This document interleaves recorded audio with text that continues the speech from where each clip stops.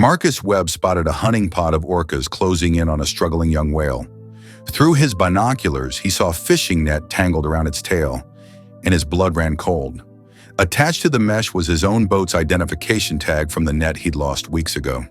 When he freed the creature and described it to marine researchers, the scientist's voice went quiet. Marcus Webb had been working these waters for 12 years. Thursday started like any other day on his boat off the Oregon coast when something caught his eye. Dark fins cut through the water ahead, several of them moving in perfect coordination. Marcus grabbed his binoculars. Orcas, a hunting pod. Through the lenses, Marcus spotted their target, a young whale struggling near the surface. But something wasn't right. The creature moved with desperate, restricted motions. Something was terribly wrong. Marcus zoomed in closer. His stomach dropped. Green fishing net wrapped tightly around the animal's tail, cutting deep into the flesh. And then he saw something that made his blood run cold. A white tag dangled from the netting, his boat's identification number. This was the net he'd lost 3 weeks ago during a storm. The net he'd reported missing but never recovered. Now it was killing this animal. The orcas tightened their circle, moving closer with each pass. Marcus gripped the binoculars tighter. His mind raced through possibilities. The professional part of him understood this was nature. Interfering with a hunt could be dangerous, maybe even illegal. But this wasn't really nature. This creature was trapped because of his lost equipment, because of his mistake. Marcus could turn around right now. Pretend he never saw that identification tag. No one would ever know. But he would know, and he'd have to live with that knowledge every single day. His hands trembled as he started the engine. Getting between orcas and their prey was insane. These animals were powerful apex predators, weighing several tons each. But Marcus couldn't just watch an animal die because of his carelessness. He steered directly toward the hunt, his heart pounding. When he got within range, he grabbed the air horn and pressed down hard. Long, aggressive bursts echoed across the water. The orcas scattered briefly, clearly frustrated. They dove and resurfaced farther away. But they didn't leave. They were waiting. The entangled whale thrashed near his boat, spraying water with each desperate movement. Marcus cut the engine and grabbed his knife. He'd need to lean far over the side. One strike from that tail could knock him unconscious into the water. Or worse. His wife's face flashed through his mind. What would she say about this decision? Then something incredible happened. Dolphins began surfacing around his boat, dozens of them appearing from every direction. But they weren't behaving normally. They weren't playing or investigating. They positioned themselves in a protective formation between Marcus's boat and the orcas. The orcas had regrouped about 50 yards away, waiting to resume their hunt. Their patience was running out.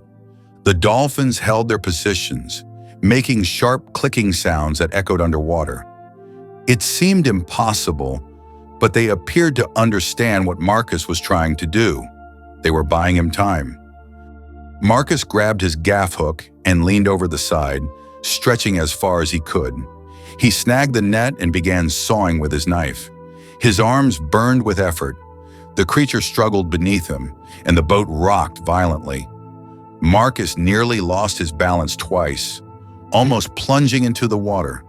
Sweat dripped into his eyes despite the cold air. The knife cut slowly through the tough nylon. Each strand felt like it took forever. His shoulders screamed in protest. The dolphins maintained their formation, clicking warnings. The orcas circled in the distance, growing more agitated. Finally, the last strand separated with a snap. The net fell away and sank. The freed animal dove deep in one powerful motion and vanished into the darkness below. The dolphins scattered immediately, disappearing as quickly as they'd arrived. The orcas, their hunt ruined, eventually moved on to find easier prey. Marcus collapsed onto his deck, shaking uncontrollably. He'd done it, but doubt crept in immediately. Had he broken wildlife protection laws? Would he face serious fines? What if the creature was badly injured and died anyway? That evening, still rattled by what had happened, Marcus called the local marine research center. A scientist asked him to describe exactly what he'd seen and freed.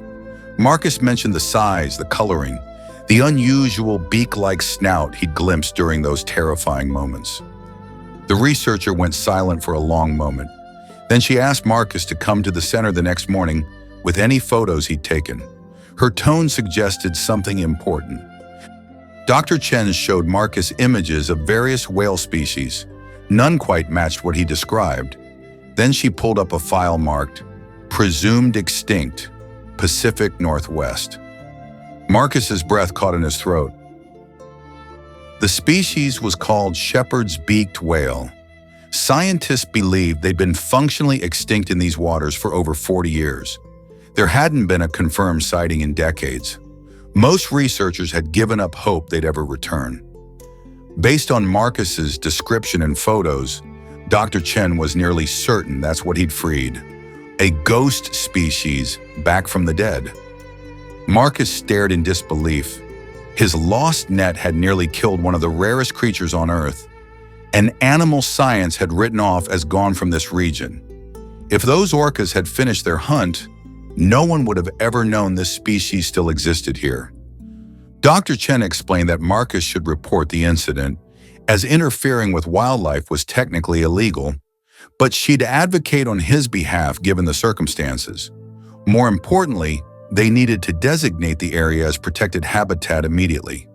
If one shepherd's beaked whale was there, others might be nearby. This could change everything scientists thought they knew. Over the following weeks, Marcus faced a fine for the lost equipment, but he also became part of something larger. The research center launched a conservation initiative. Marcus began speaking to other fishermen about better net tracking and recovering lost gear. The dolphin behavior remained unexplained. Marine biologists theorized they might have recognized a marine mammal in distress and acted on instinct. Marcus kept a piece of that net mounted in his wheelhouse as a reminder. That morning, he'd faced a choice: turn away from his mistake or risk everything to make it right. The dolphins had given him a chance. The rare whale had survived, but Marcus understood how easily it could have ended differently. Some nights his wife would remind him that he'd made the right choice, and Marcus would nod, knowing that making the right choice and making the easy choice were rarely the same thing. What would you have done in Marcus's place? Turned away or risked everything to fix your mistake?